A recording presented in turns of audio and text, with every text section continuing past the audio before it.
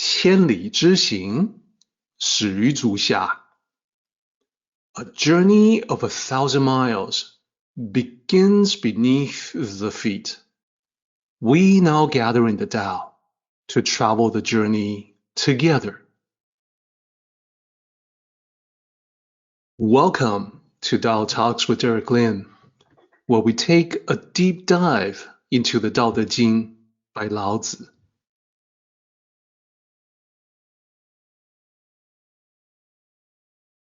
I would like to extend a warm welcome to you. Thank you for joining us. I would like to invite you to center your thoughts and direct your attention to this moment in time, to the here and now, to be fully present and mindfully aware as we all ready ourselves for this sacred process in the Tao with one another.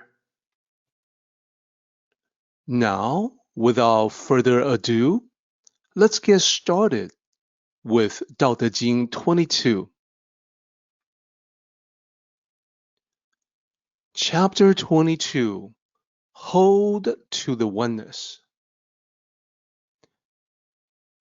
This title can also be translated as Hold to the One or Embrace Oneness. The One or Oneness, as we have seen in the previous chapter, this refers to the Tao itself, the one Tao or the oneness of the Tao.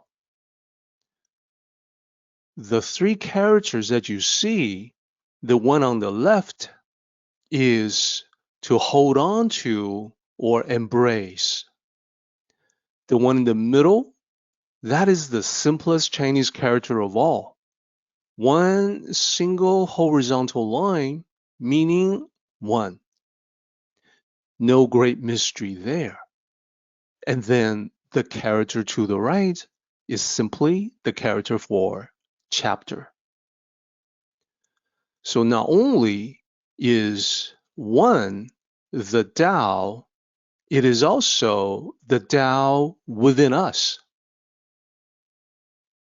We are one with the great Tao.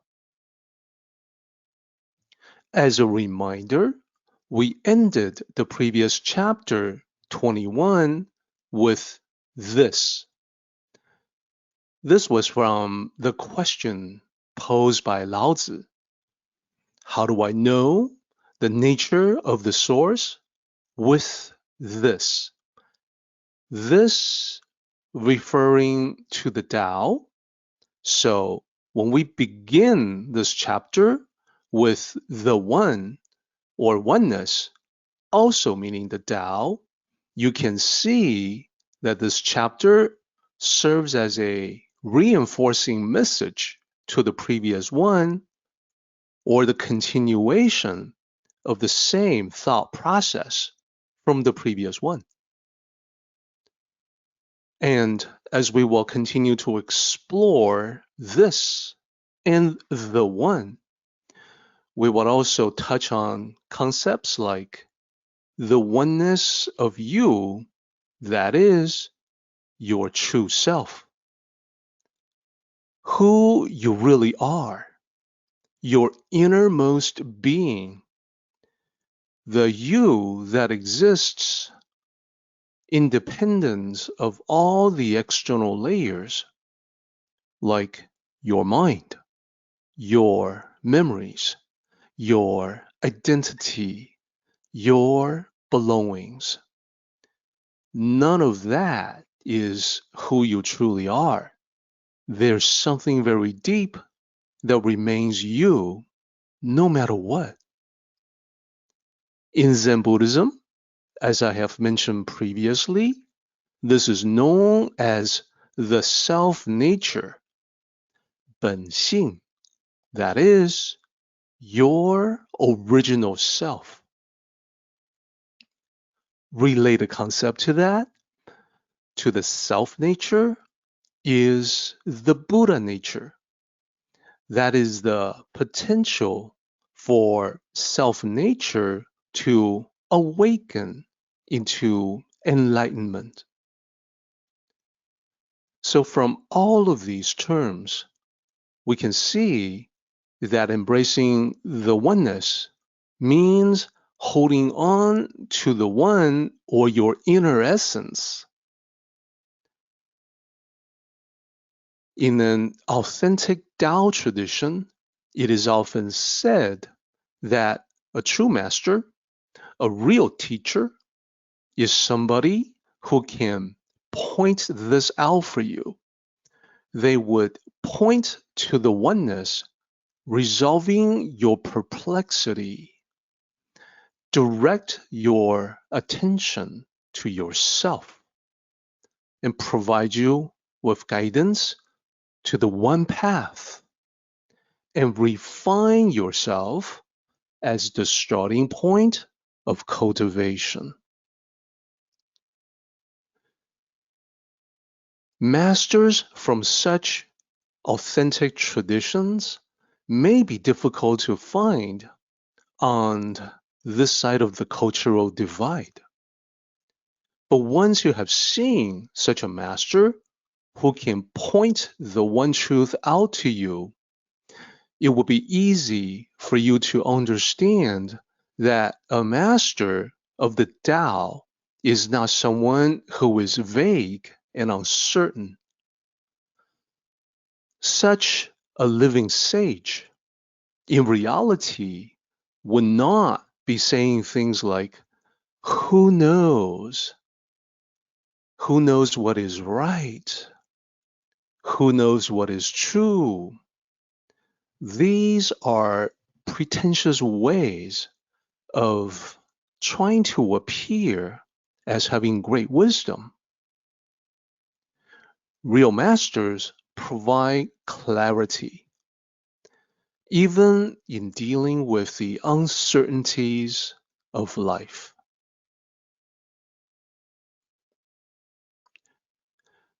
Now, let us take a look at 22 itself. 道德经 22. Yield and remain whole. Bend and remain straight. Be low and become filled. Be worn out and become renewed. Have little and receive. Have much and be confused. Therefore, the sages hold to the one as an example for the world, without flaunting themselves, and so are seen clearly, without presuming themselves, and so are distinguished, without praising themselves, and so have merit, without boasting about themselves, and so are lasting. Because they do not contend, the world cannot contend with them. What the ancients called the one who yields and remains whole, were they speaking empty words? Sincerity becoming whole and returning to oneself. That is the chapter itself, 17 lines.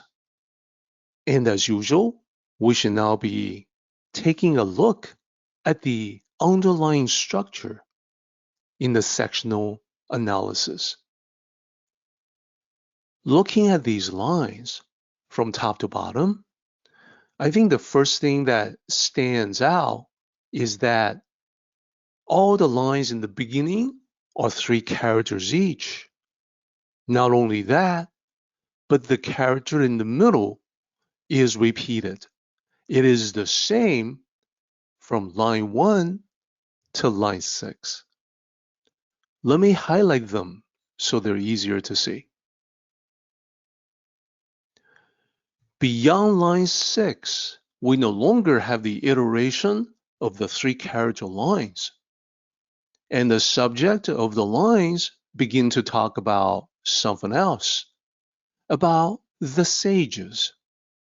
Therefore, it is easy for us to see that there is a sectional dividing line between line 6 and line 7. So what else can we discern?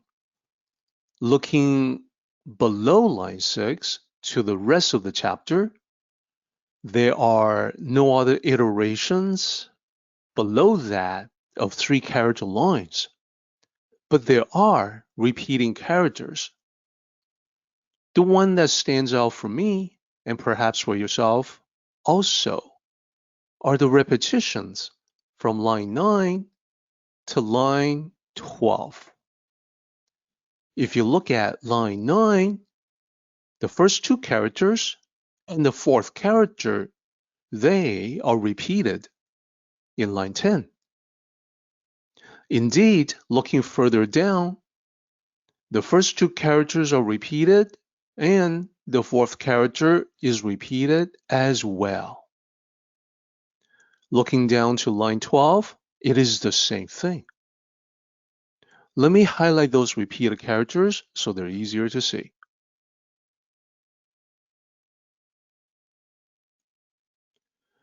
So this pattern does not persist beyond line 12. So that gives us the certainty that from line 7 to line 12, that will be one section.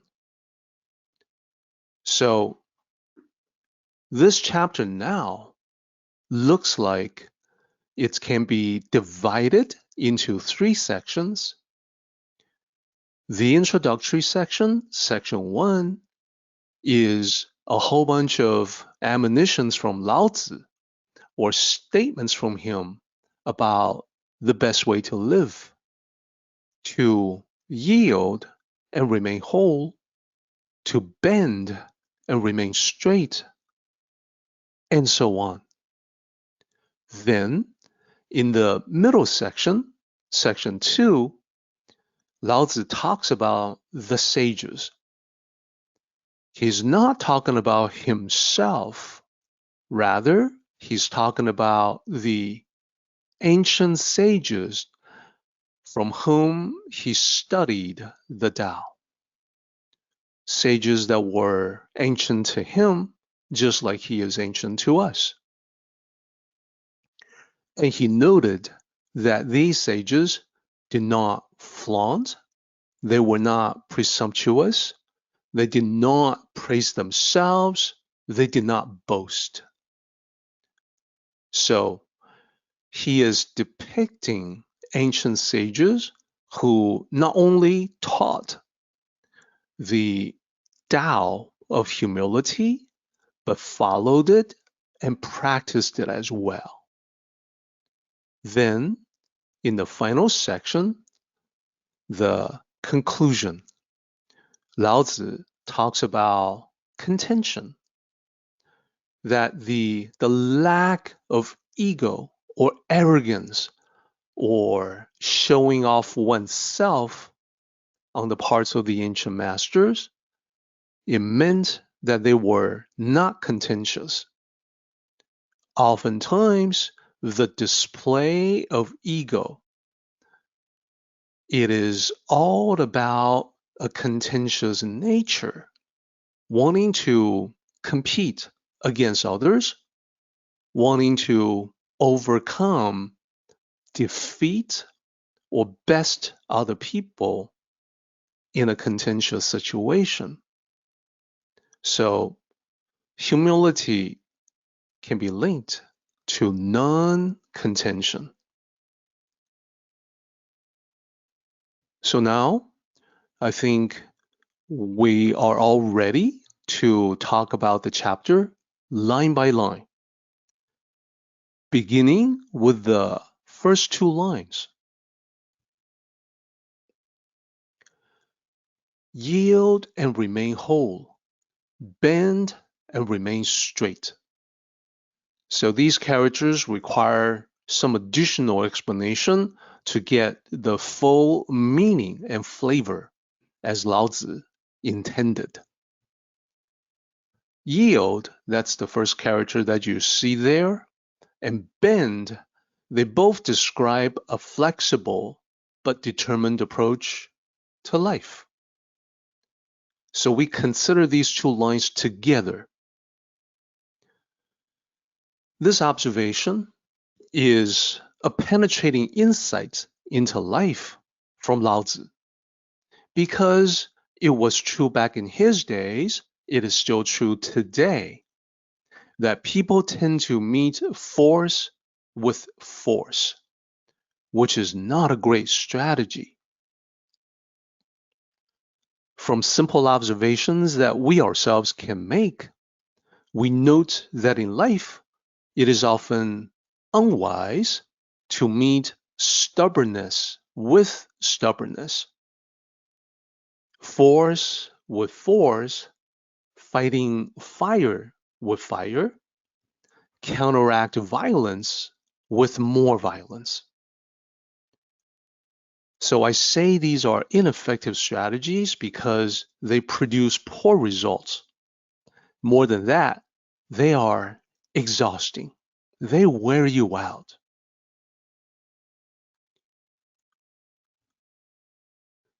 Therefore, it would be wiser to step back in order to assess the situation from the standpoint of calmness and composure. What this means is that yielding is not a weakness. It can oftentimes be the smarter thing to do, and it requires initiative. Sometimes it requires personal courage. So some examples. This is a principle that applies to every aspect of life, at all scales of existence. So a company may decide to, for instance, pull back from a failing product line in order to focus resources on more promising areas of development. It is retreating from one area of its business, and that allows for reassessment and a stronger push later in a different area. In negotiations, we often find that sometimes yielding on a minor point allows you to build trust, and it can lead to a more favorable outcome on a major point, something that you care about more. In personal conflicts, taking a moment to cool down and understand the other person's view, that can prevent escalation of the tension. It can lead to a more constructive resolution. In relationships, yielding to another person's preferences or needs can strengthen the bond and create a more harmonious environment. So I would say that indeed, this is especially effective in managing personal relationships. I use the yield traffic sign as a symbol here. The way of the Tao is not about head-on collision using traffic as our metaphor. It is about alternatives, possibilities in personal relationships, in battles, in contention, It is about stepping out of the way of an incoming attack. It is about deflecting, channeling, or guiding the incoming force so that your opponent will be overextended and unbalanced. So it's the better way.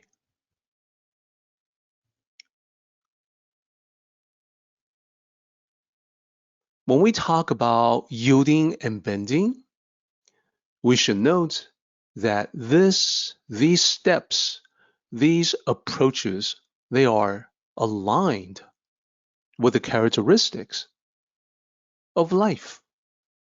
This is something that is made explicit by Lao Tzu. In Dao De Jing 76, Lao Tzu wrote, "While alive, the body is soft and pliant. When dead, it is hard and rigid." So flexibility is aligned with life, while unyielding and unbending rigidity is aligned with death. Life means possibilities. Death is the end of all possibilities.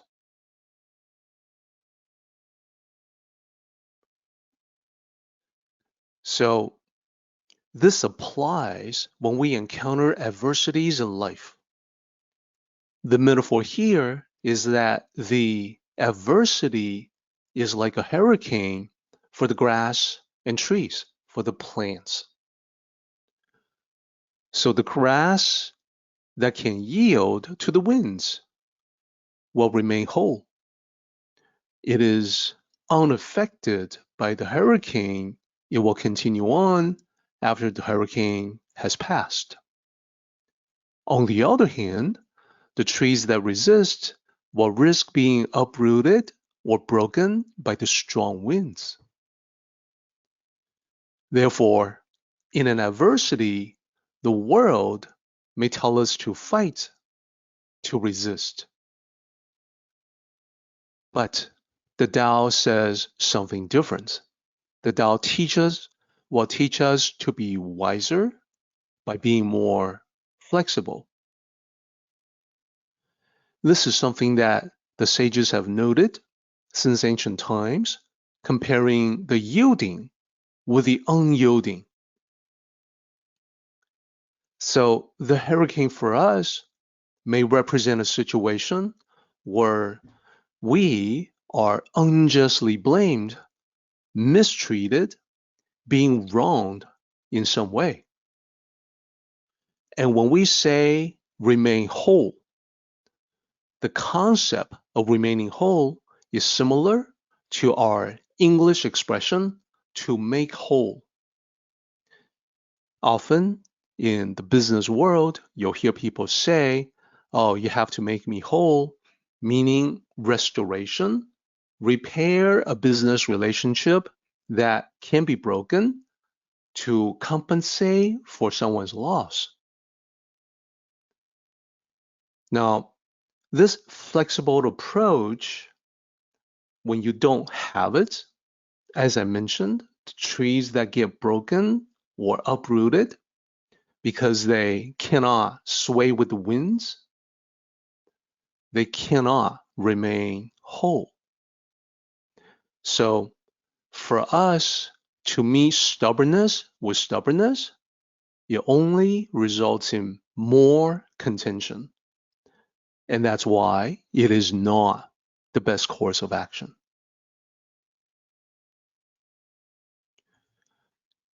And to bend in this context, I want to be very clear. It does not mean bending the rules. We have that as an English expression. This is not Lao Tzu talking about bending rules or one's own principles. It does mean changing oneself in terms of methods and means. You can do that without bending the rules, without changing principles. So Lao Tzu writes to remain straight. What that means is being straight as in holding on to the same goal. I use the sign here, the detour traffic sign, as a way to symbolize it. The objective, getting to a particular place, that doesn't change. But the path taken to it can vary, depending on the situation. If the road has been blocked, there's another path we can use.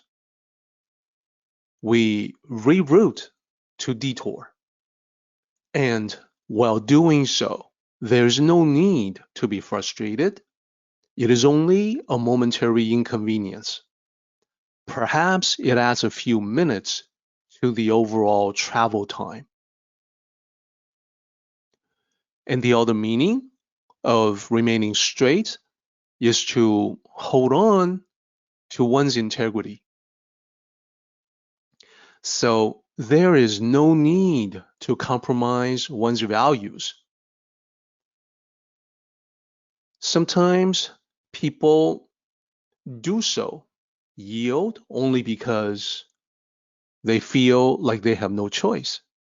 They do not realize that there are always alternatives.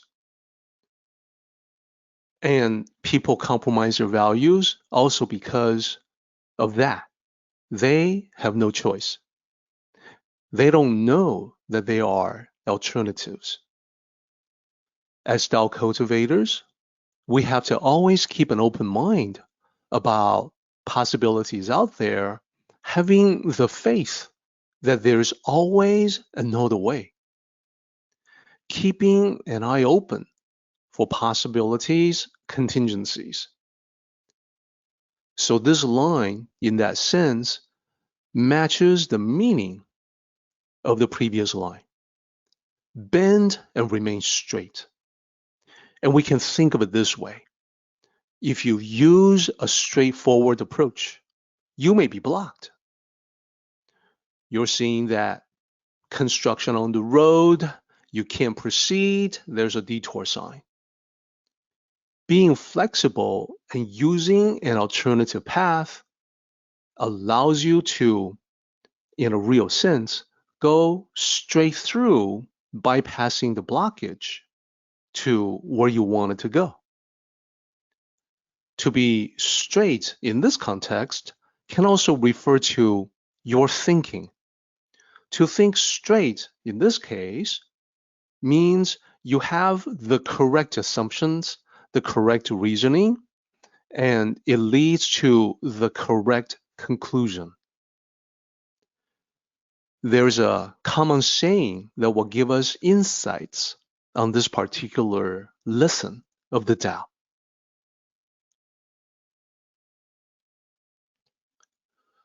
Bend and remain straight. There is conventional mindsets, and then there's the Tao perspective. I want to bring them out as a contrast. So the conventional mindset is represented by a saying, 理直气壮, while the Tao perspective is represented by another saying, mostly the same, 理直气和. Before we go further, I would like everyone to note these two sayings differ only in one character, the last character. That one last character difference, it makes all the difference in the world. So let's talk about the meaning. On the left, 4 characters. The first character means reason or reasoning. The second character, same character as the one that we're looking at. It's the character for straight. The third character is a character for qi, like qi energy, which affects one's demeanor, attitude, mannerism, and so on. Then the last character is the character for strong. So the reasoning is straight or correct, and the energy is strong. The person's attitude is forceful. That is the conventional mindset. We do see it quite a bit when somebody feels like, oh, I have the facts on my side. I have the truth. They are especially loud and forceful. They insist upon being heard. Now, the Tao perspective. So we break down the character the same way. 4 characters, mostly the same. The first 3 characters are explained exactly the same. It differs only in the last character, and instead of strong, it is the character for harmony or harmonious. So, from the Tao, the reasoning can be correct, but the energy is not forceful. The energy is harmonious. So let me show the meaning here to underscore the point. The meaning of the saying on the left is that you know your reasoning is right, 理直, so you speak with powerful conviction, 气壮. This is when someone says, I know I'm right.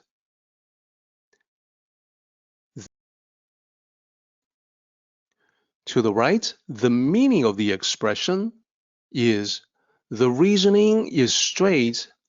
You know your reasoning is right, 理直. So you speak with peaceful harmony, 契合. So it makes the difference because to the left, it is basically you with an attitude, being assertive and even aggressive. To the right, this is you reaching out for reconciliation, for resolution, to resolve the differences.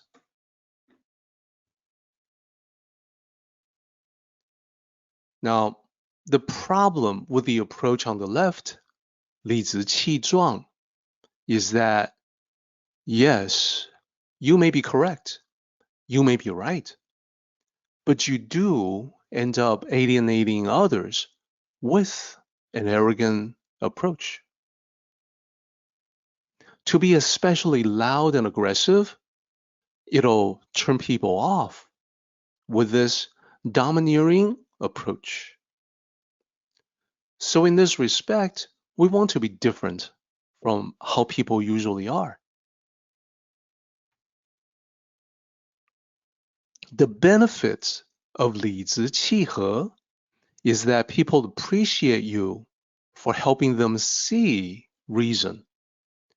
It's great that you have the truth or the facts on your side. It's great that you are sure about them. And that means you can be gentle in getting others to see your perspective. Therefore, this approach stems from internal strength of greater clarity, not the external strength of louder volume. On the left,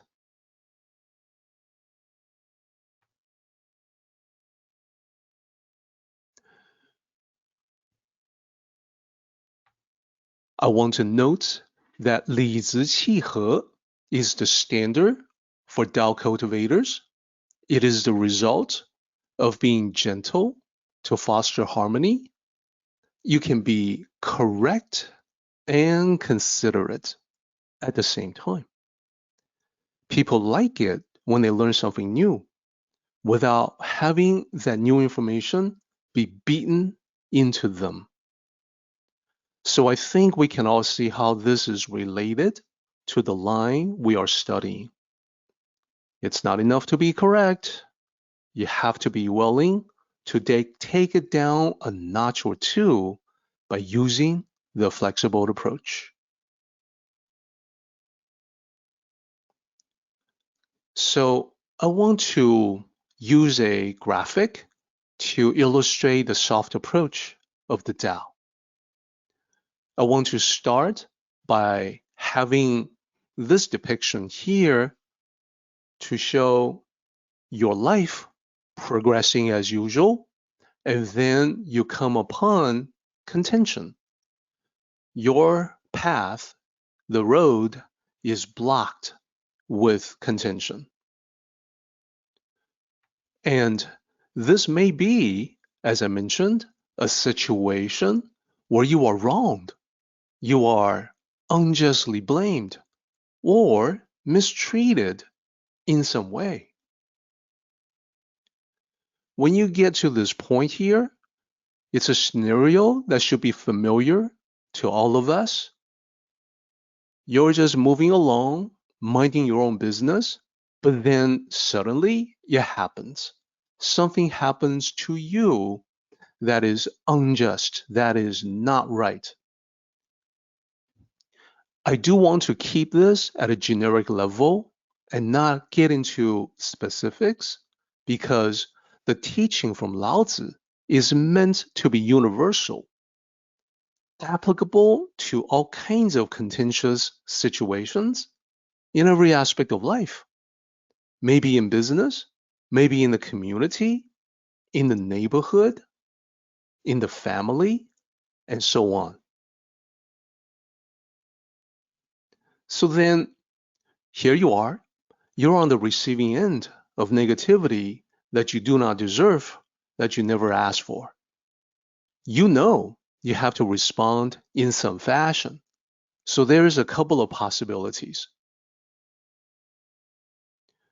One possibility is what many people do and what they often say you should do. Stand up for yourself. Fight for what is right. Have we not all heard that quite a few times? They also say things like, give as well as you take. Give them a taste of their own medicine. Don't take crap from anybody. Don't just sit there. Give that negativity right back to them. Fight. What about the other option? The road less traveled, the option less taken. That is what Lao Tzu says you should do. With this chapter, Lao Tzu says, be flexible while remaining resolute.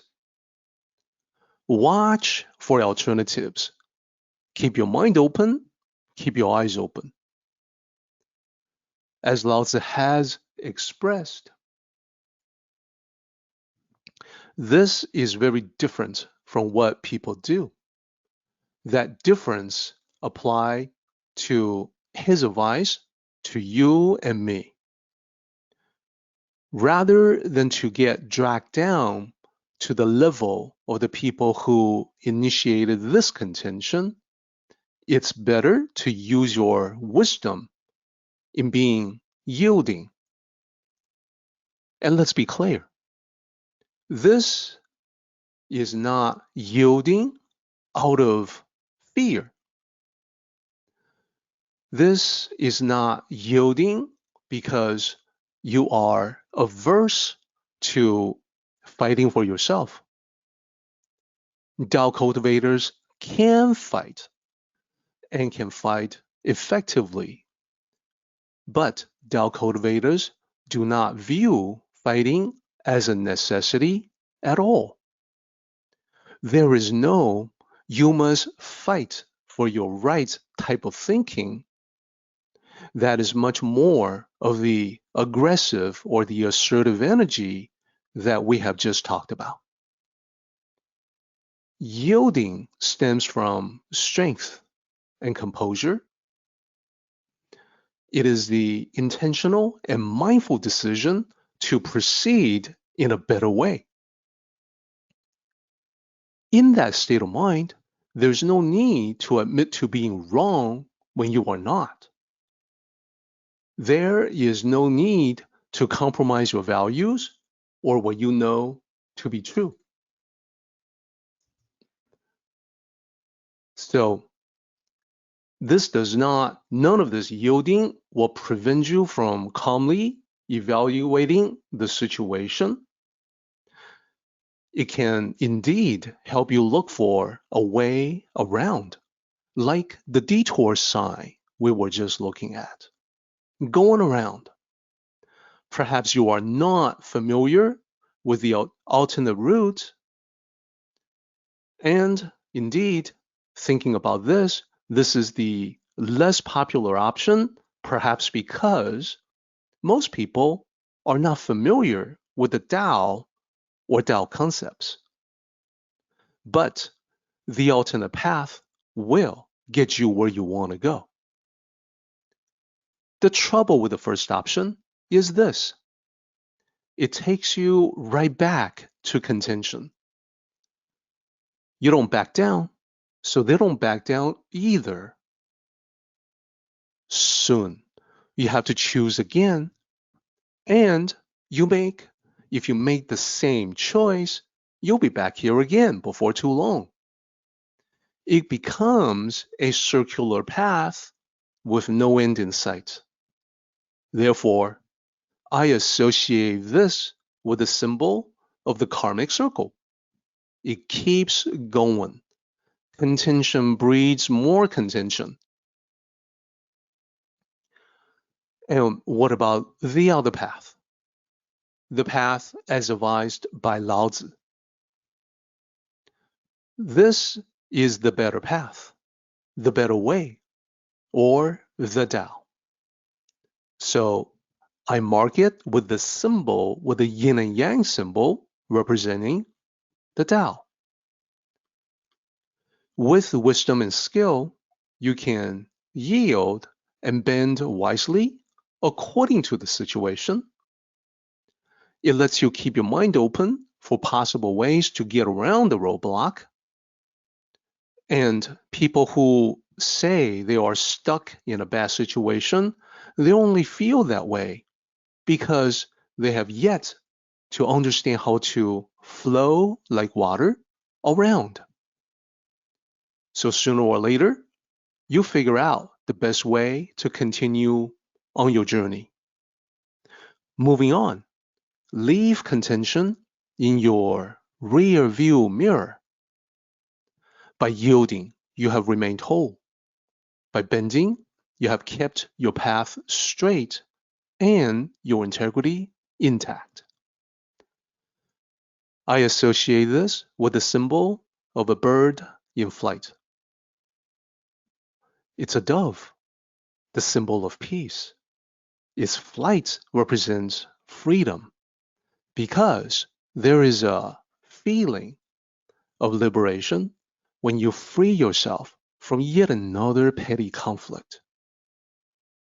Life is too short as it is. Why waste any time on the toxic negativity? If others want to dwell on being right and waste their time on contention, that's their choice. It doesn't have to be your choice. And now I think we have a new level of appreciation for these two lines from Lao Tzu. Yield and remain whole. Bend and remain straight. We are now on line 3. Be low and become filled. So this is now a different topic. From line 1 and line 2, those are about the flexible approach. In addition to flexibility, we also need humility. In addition to the soft approach, we also want the humble approach. To be low, which is the first character in this line, it refers to the lowest point in the vicinity. Water flowing to the lowest point is the Tao metaphor for humility. That humility is not from weakness, but based on strength. So water flows to it naturally to the lowest point. So the lowest point can be filled. And that's the last character there, the third character. The same concept applies to the metaphor of the teacup. The unfilled cup is also the symbol of humble receptivity. So just like being humble is not being weak, to be receptive is not being gullible. The receptivity or openness of the Tao is based on confidence. It just means there is room in you so that you can receive and be filled with the wisdom of the Tao. The cup that is full represents someone who is already full of his own preconceptions, which is the ego taking over the mind. On the other hand, if you don't have a lot of preconceptions, there's room in your mind to be filled. So the Tao of humility is the same in life.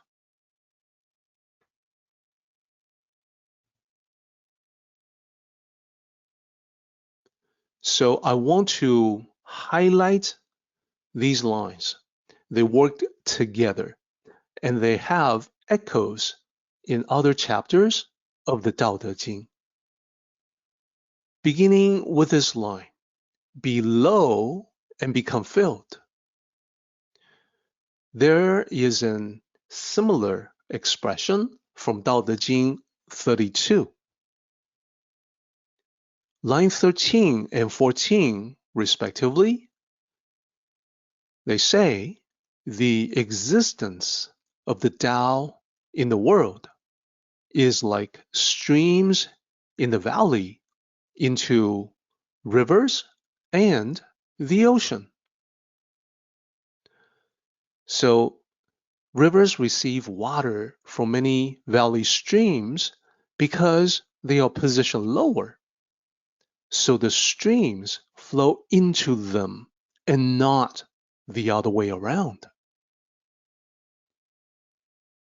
There's also another way to express it in Tao Te Ching 66 that is very similar. Rivers and oceans can be the kings of 100 valleys because of their goodness in staying low. So they can be the kings of 100 valleys. So we can see that the same symbology is used in two different chapters, 32 and 66. You've got the streams, the rivers, the ocean. The addition in 66 is noting that the king is the one in the lower position. Oceans receive water from many rivers because they are positioned the lowest of all. Rivers flow into them and not the other way around. This makes them the kings because it is like a king receiving tribute from the subjects. So the lower position, signifying humility, is actually a higher position in terms of authority and control. There is a story that illustrates this concept. Once upon a time in ancient China, there was a group of students who studied together. They were all young men preparing for the Imperial Civil Service exam. They were all aware that if they did well with high marks, that this could open up many doors for them. Among these students, there was one young man who was especially knowledgeable. He read not only the classics that they needed to for the exam, but also additional books, additional classics that were not the focus of exam preparation. He was also adept in expressing what he knew verbally. So whenever these young students had discussions or debates, this young man would always prevail. No one could best him in that arena. Everyone admitted he was the highest ranking, the best student among them. After a while, they became rather wary of speaking with him because any conversation with him could turn into a lecture. He would correct others on factual errors or flawed reasoning. So most of them were able to form the bonds of friendship with fellow classmates. He remained by himself. He ended up without any friends. After the Imperial Civil Service exam, the young men went their separate ways. Many of them achieved the success they were hoping for. So they were appointed various positions in the dynasty imperial government. Much time passed while they were all busy working on their official duties. Years later, they held a reunion. Most of them were able to attend, and they all felt nostalgic as they gathered to catch up on old times. Then, the one they all thought was the best among them, he showed up, and he joined the reunion. Everyone who spoke with him that day was surprised, because he seemed like a completely different person. His demeanor was polite and humble, and he spent most of his time listening to others speak. This was a drastic departure from everybody's recollection. The way he used to express his views nonstop, dominating any exchange and vanquishing all opinions other than his own. One of them could not contain his curiosity and made a discreet approach to ask him. He said, "You do not seem to be the same as you were before. I seem to recall you were much more opinionated when we studied together. Has something changed with you?" The man's reply was candid. He said, "Like many of you, I did well in the exam, and I became an official. However, my career was far from smooth sailing. My tendency to engage others in debates alienated people and resulted in many setbacks. In this way, my argumentative nature caused me many frustrating failures. I did not get along with other officials, and I was not able to accomplish many things I set out to do. Eventually, I had to ask myself if winning debates was worth it. What was the use of winning if the victory came at the cost of friendship or goodwill? What was the meaning of such a life? Upon this realization, I started to make adjustments. I let go of the obsessive need to be right. I became more inclusive of other perspectives, and I realized being right about something did not mean I had to keep pointing it out. I needed to be more compassionate and not so aggressive. Everything changed for me when I changed myself. I had more harmony at home and less setbacks at work. This may be why I seem to be not the same as I was before. Later that day, there was another surprise for the group. Based on the man's politeness and humility, they all assumed he must be stuck in his career as an official. But they were mistaken. It turned out he had recent promotions that put him in a higher level position far beyond most of them. They thought his humility was due to his low-level position. The reality was the reverse. His high-level position was due to his humility. The end.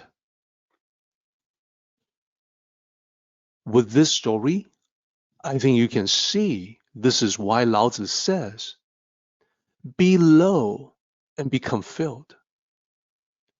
When you practice the Tao of humility, you too will be filled with harmony and the blessings that others may think of as good luck.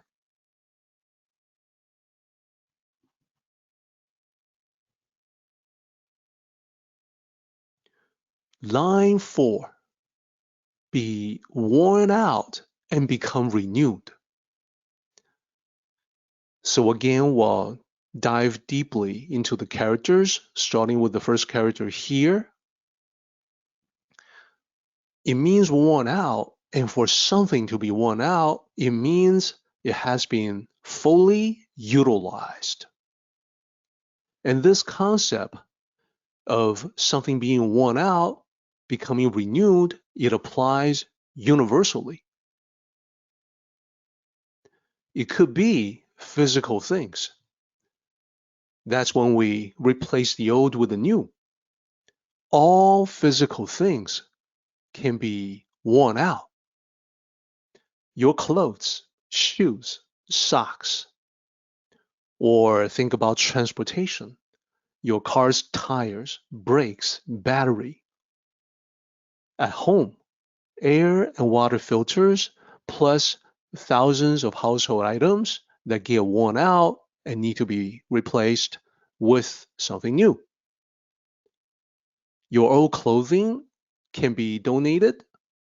An old shirt perhaps can be turned into rags, but then the point is, a new shirt takes its place in your closet. It doesn't need to apply just to physical things either.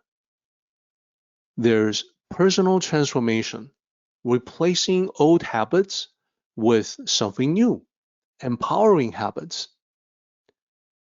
We know some of our old habits have a detrimental effect or they contribute nothing of value to our lives. When we identify such habits, we may also realize, wow, we've had them for quite some time. They've been with us for years. So there is no need to continue with them. For someone, perhaps he or she has the old habit of consuming junk food. For another person, it may be the habit of negative self-talk. For yet another person, it may be overspending, complaining, etc. So to replace them with new habits can be empowering in that sense. There's a lot of bandwidth that you are using up with the old habits that are better utilized in a more constructive kind of habit. And it's not just habits either. Personal transformation is more than just changing habits. We may have outdated notions that have become increasingly obsolete, especially in this rapidly changing world. So we have to be ready to replace outdated notions with updated ideas. Lastly, there's spiritual transformation, to rediscover and return to your original self. For things to change, to really change in a fundamental way, we have to dig deep for a spiritual cleansing, a soul renewal. This means letting go of outdated paradigms of spirituality, replacing it with something that is more suitable, a better fit with today's world, and a more modernized thought process and mental outlook. As we discussed previously, it used to be the norm in the world that spiritual concepts were always associated with personified deities. Today, we have become familiar with unseen forces like gravity, electricity, magnetism, and so on. We have learned about natural laws and scientific equations that are not objects, but have real and observable effects on life. This sets the stage for the abstract concepts of the Tao, not personified, not an object, unseen, and yet have real and observable effects on life. So spiritual transformation is returning to your purest, most authentic self, without the layers of complexity we have created to function in society.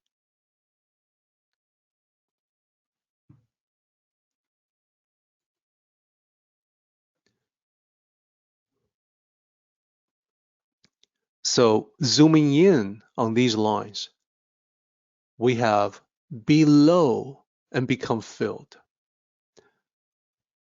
This can be seen when we talk about the lowest place. The concept is the lowest place in the vicinity is the one that gets filled with water. Water flows naturally to it. I think that's easy to visualize. Then we talked about the teacup metaphor. The teacup that is low on tea or empty, it is ready to be filled with fresh hot tea. So I think these are easy to understand metaphors in the Tao. Then we have the other line, the companion line, that is talking about the same thing. Just like we have two lines that talk about flexible approach in life, we now have two lines that talk about the humble approach. So be worn out and become renewed. we're talking about a resource that has been fully utilized or used up. So when you look at this in conjunction with the previous line, we're talking about renewal as the corresponding counterpart to filling hot tea. So this is a statement of reality that applies, as I mentioned, to every aspect of life. So when something is fully utilized or used up, it is ready to be replaced or renewed. Batteries get used up, we replace them. Same with cleaning supplies like detergent and soap. We get used up, we replace them, we get new ones. And as I pointed out, our vehicles full of replaceable parts that get worn out. We apply this to the Tao, to us in our cultivation, in our learning. Suppose you have fully utilized the current level of learning. Whatever you have learned, you have applied to life. You've become a master of the current level of concepts. Your current level of understanding, you are at the limit. So the old material, the old lessons, they're used up, they're worn out. You now need something new, which is the next level of wisdom to renew your own spiritual cultivation. You're ready for new lessons of wisdom. So I want to ask you to think about your own journey. Your own journey from before, from the time before you ever heard of the Tao to now, this moment in time. That's quite a journey right there. Now, other people out there in a similar position as yourself when you started, perhaps you can imagine they begin with popular translations that they have access to. If they become interested and wish to learn more, there are books and websites available to them. This is the part of journey that you have gone through. You were interested, you wanted to learn more, so you looked at more books and you looked up some websites. So for those people, at some point, they may grow out of the introductory translation. Perhaps they come to the realization that something was lost in the translation process. Sort of like the photocopy of a photocopy of a photocopy. The way that most translations are done is that they're based on somebody else's work, who in turn may be basing it on yet another person's work. So perhaps, like you, these newcomers to the Tao will look around for something that is more in-depth, something that is from a more authentic source, more direct. And they know that they have found something better, more authentic, where when they see that lines of the Tao Te Ching that used to puzzle them, they suddenly become clear, understandable, practical. So practical, so pragmatic that they can be applied to life. So in this case, the worn out concepts are the westernized versions of the Tao that you outgrew. You find yourself in this meeting where we emphasize accuracy as close to the ancient sages as it is possible to get. And we're hoping to replace the worn out concepts with something better, something new, something that is more authentic. And I use a book here as a symbol for that.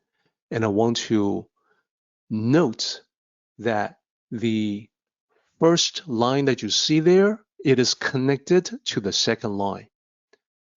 To be low and become filled is a partner of the line that says be worn out and become renewed.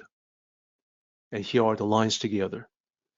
Be low and become filled, be worn out and become renewed.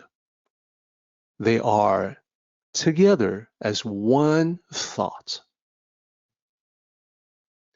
Moving on to line 5. Have little and receive. Now, have little in the conventional mindset perhaps is not a positive thing, but having less can be a good thing in the Tao. For example, decreasing desires will increase your freedom. Decreasing distractions can increase your productivity. Decreasing negativity increases your sense or contentment. Decreasing noise can increase your clarity of thought. And you can look at it from the other angle as well. When it's so noisy, when there's cacophony, you feel like you cannot hear yourself think, meaning your mind is less able to form the clear, coherent thoughts that you need. So there's another angle on this, talking about the Tao as a balancing mechanism. As an example, when there's a lack of information, it drives one to acquire additional knowledge, potentially leading to greater expertise. When money is scarce, people may become more careful with spending and focus on saving, and that can lead to accumulating more wealth over time. This idea, having less and receive, is something that is understood by marketing professionals. It is an aspect of human nature, and therefore they craft messages meant to inspire the feeling of having too little or not having enough, to create the desire to buy the product that is being promoted. So less leads to more, or as we have talked about here, less is more. In Western culture, if having something is good, then having more must be better. In reality, living with fewer possessions can lead to less clutter, and that in turn can reduce stress and anxiety. Less socializing can lead you to focusing more on your real friends, to strengthen your connection with them. Reducing consumption can increase sustainability. We have finite resources, we need to use them wisely. And decreasing stress, having less stress, can increase your health in terms of well-being. So all of the above is why Lao Tzu says, have little and receive. We are now nearing the top of the hour, so we have to jump to the summary for today.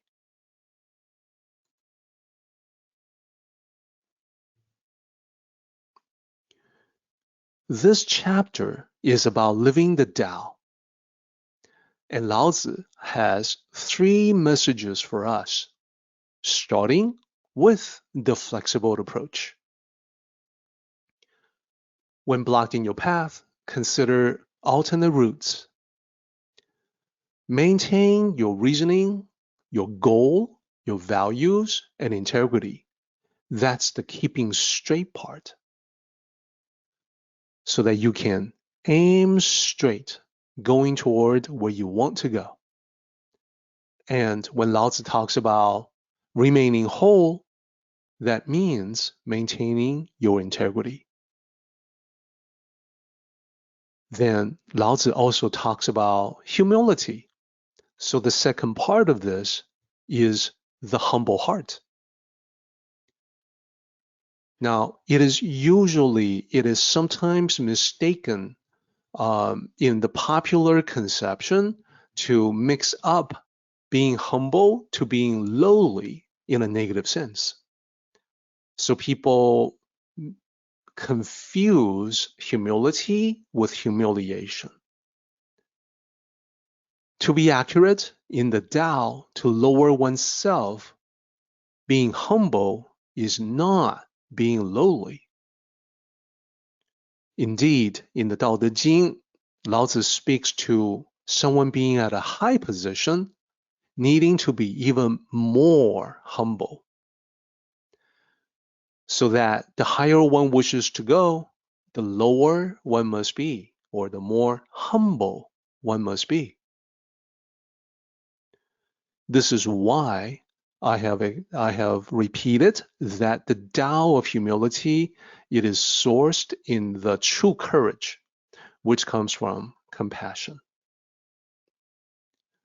And the third item, less and more, divided into two parts. Less is more is less. Less is more talks about being able, having less leads you to receive more goodness. So simplify your life can help you maximize your joy in life. And the line after that, more is less.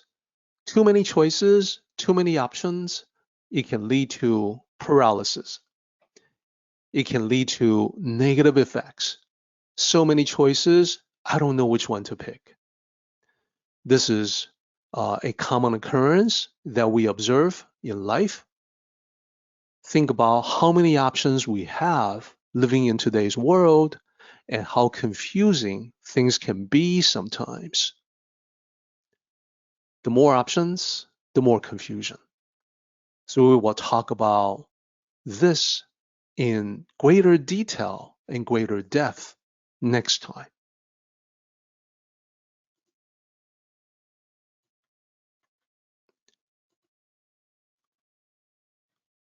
Share the Tao. The easiest way to access Tao resources is to visit my author website, DerekLin.com. There, you can click on links and go to the web page where you will find everything listed, such as Taoism.net, with information about the Tao and also about this meeting. Our Facebook community, where you can ask questions or discuss your thoughts on the Tao with others. Our YouTube channel, where you can watch recordings of all our previous meetings. My Amazon author page, where you can find books and audiobooks for your continuing exploration. You can also go directly with a web address, DerekLin.com/links, as you can see. You can use these resources to share the Tao with the people you know who may be interested. When you see the benefits of Tao cultivation in your life, you can share your experience with others through your comments in Facebook or YouTube. If you find my books or audiobooks to be helpful, you can post your reviews on Amazon to help others discover the Tao. This is the path that I am on. So I can say sharing the Tao has benefited me personally in every aspect of life. I would like to invite you to come along with me to share the Tao. Let us travel together on the path, in the journey. Our meeting has come to an end, but the journey continues on. Until next time, may the Tao fill you with peace and happiness.